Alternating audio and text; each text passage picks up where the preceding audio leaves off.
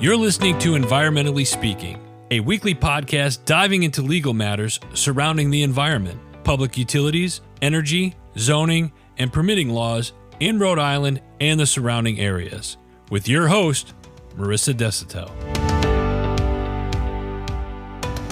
Good morning, everybody. I always say good morning. It could be whatever time. Happy whatever time of day. We're back, baby. This We're is back. Speaking, and I'm Marisa Desitel, an environmental attorney. And I'm Clarice. And Marisa, I'm just going to dive right in. Do you have a favorite hairstyle? Isn't it obvious what I'm rocking right now? Don't I look good? Oh, the perfect coif. Absolutely. For folks at home, she has it teased straight up in a beehive. 80s Immaculate. Why are we talking about hair?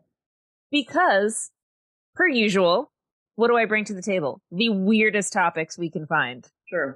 I found, and I saw this on YouTube, and afterwards I found some more credible resources after YouTube. Folks are using, and if you're a little bit on the squeamish side, some people can tend to be a bit polarized about hair. People are using human hair to clean up oil spills. And I wanted to do some research about it.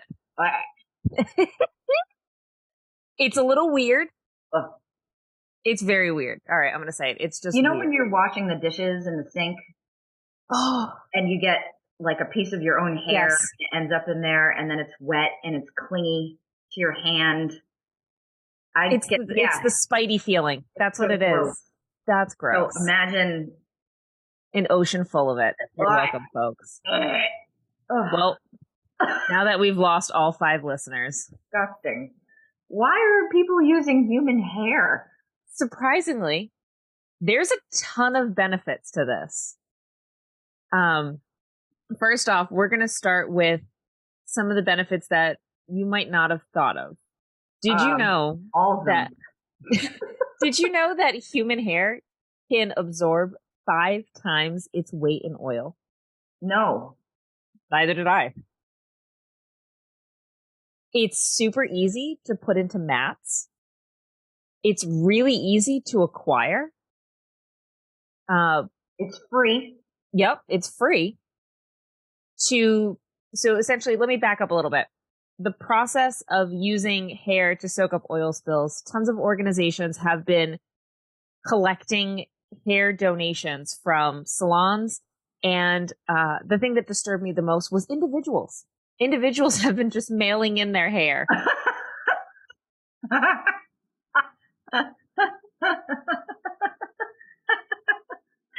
Dear listeners, I now implore you, no, I beg you, to find a greeting card and just put like a couple of strands in there and send it to your local nonprofit for this. This is like some Silence of the Lambs. That would make my day.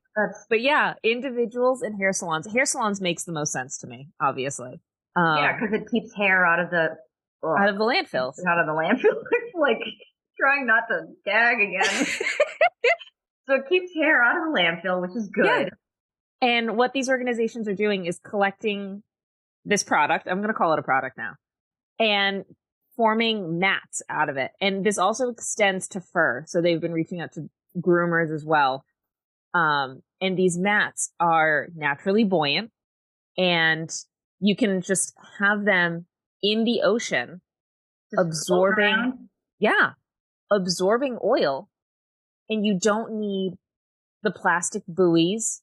You don't need to go out there and, sort of have all of the plastic non-natural materials surrounding it, creating it. These hair mats are just mats of hair.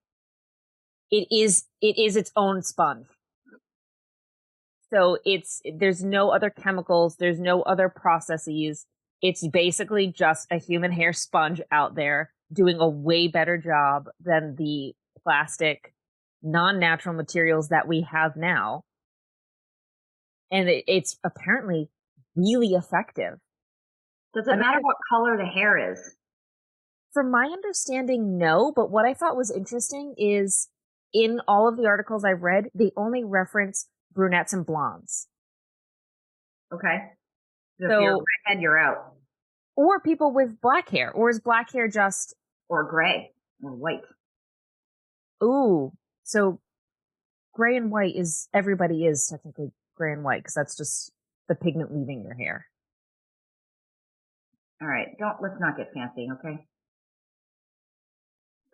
That's my fancy fact. All right. So wait. So what happens after the hair has absorbed the oil? Do they go out and collect it?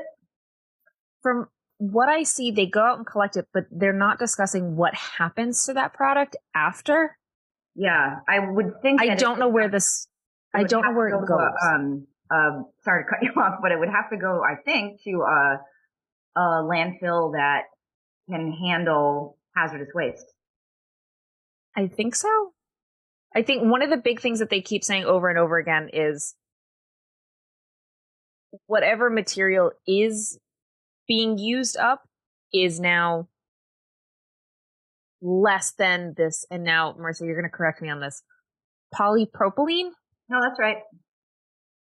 It's less hair is needed to absorb than it takes. I guess you need less hair to absorb oil than you would polypropylene. So whatever waste or whatever used up hair is being collected at the end is already less to clean up and deal with, but they're not yet sharing what that cleanup process is or what that decontamination or they'd have to go out and collect it. Imagine that you just got like a big massive hair, oily hair, just a giant hair sponge. And these kind of look like carpets. At this point, they look they look like big sheets for folks who are. When I say a mat, think like a wool mat. They don't look like hair. They don't look recognizable like that. Can you link to that picture? Yeah. In the show notes?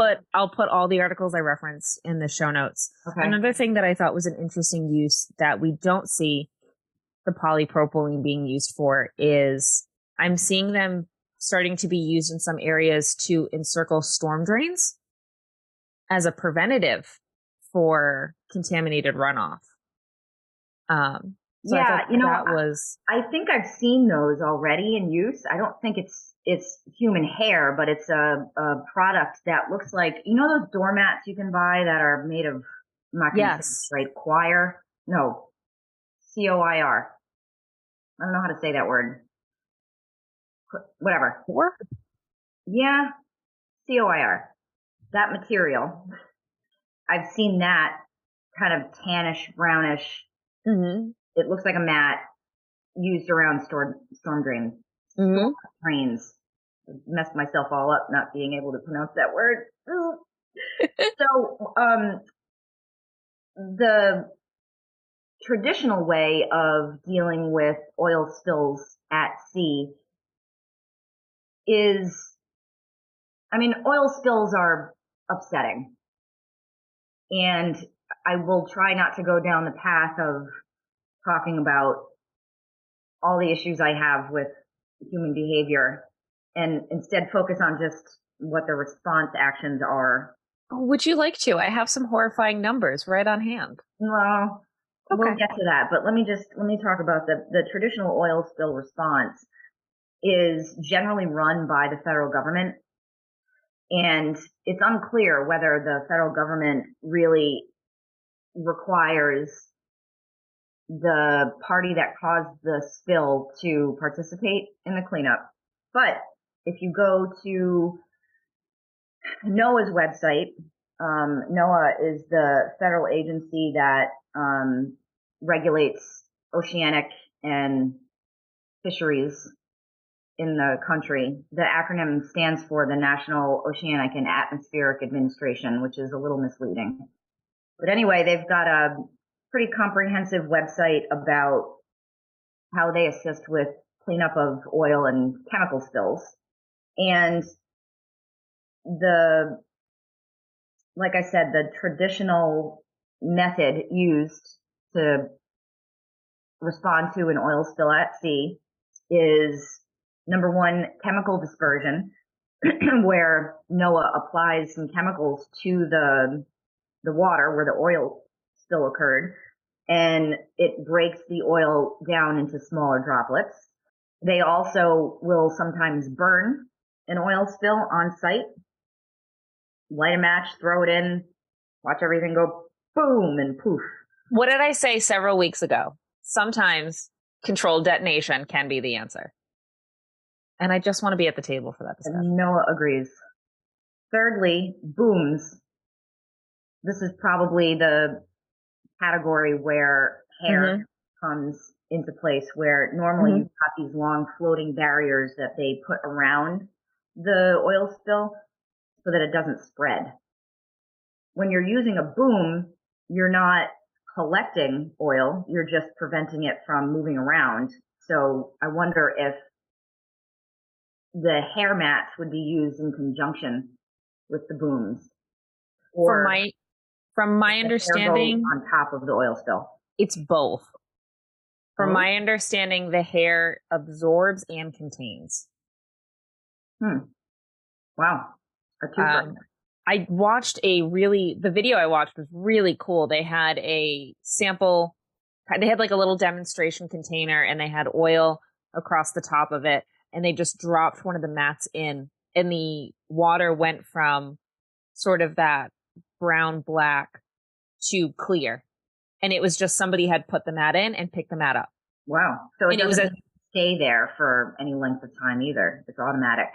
No. And I wonder if that's just because of the size of the container. It wasn't, I'm sure they will probably keep it in for longer. Well, the container would act like a boom because it's confining the oil spill to a certain area.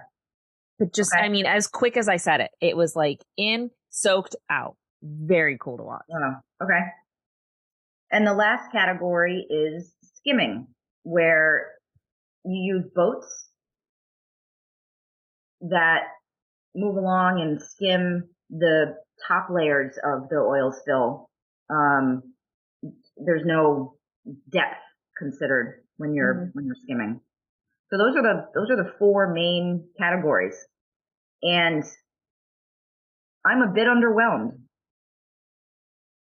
But maybe with the hair process, the oil spill response will become more efficient and better.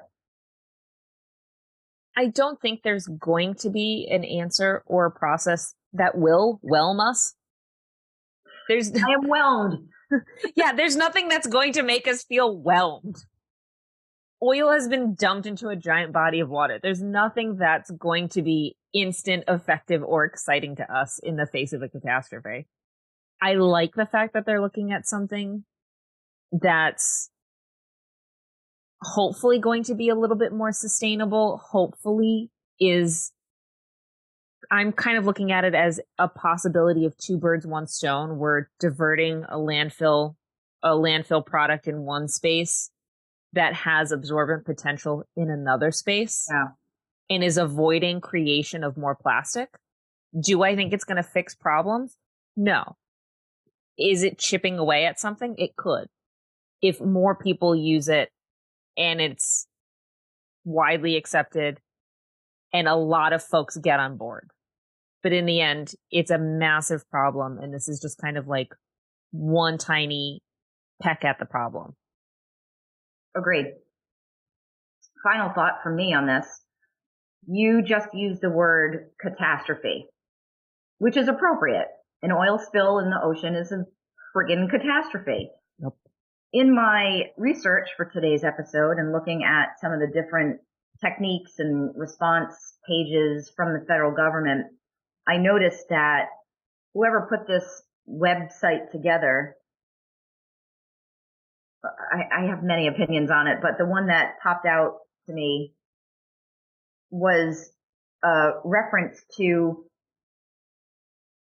the response actions that I mentioned, those four categories. So they have a little infographic that shows you dispersion, burning, booms, and skimming. And then underneath it, there's a little 2-sentence paragraph that references those 4 categories, and it says, and I'm quoting, "Much has been learned about the tricky business of removing oil from open water since the April 2010 Deepwater Horizon incident in the Gulf of Mexico." End quote. The incident. Let's downplay it, right? Let's downplay it. Let's put it on our website. Let's do a little cartoony response infographic, and we'll go about our day. Incident. You said catastrophe, and our federal government calls it an incident. What's up with that? That's my final thought. That's just stupid. I'm sorry. It is stupid. It's, oh, God. All right. Well, hey, if you guys have greeting cards lying around and haven't cleaned your showers yet, put that hair in an envelope and send it over to a charity. Just make sure it's a charity that collects hair mats and not... Yeah, otherwise it's creepy. If you have questions, comments, thoughts, does hair creep you out? This was hard to talk about. I think it's a cool idea, but something about it's creepy, and I don't know why. Tell us your thoughts. We are on all of the socials at Desitel Law. We are on Facebook, Instagram, Twitter. Our videos are on YouTube. We are also on Instagram, if I haven't already mentioned that. You can send us an email. Let us know if this did weird you out. I don't know why hair's hard to talk about. Help at DesitelESQ.com. Y'all know the email. Or you don't. Maybe we'd get more emails if I got it right. Yeah, probably. Have a good one. Brush your hair. Goodbye. Thank you for listening to this episode of Environmentally Speaking. If you're in need of an environmental attorney, we are here to help. Call us at 401-477-0023 or visit our website at www.desitellaw.com. That's www.desautellaw.com.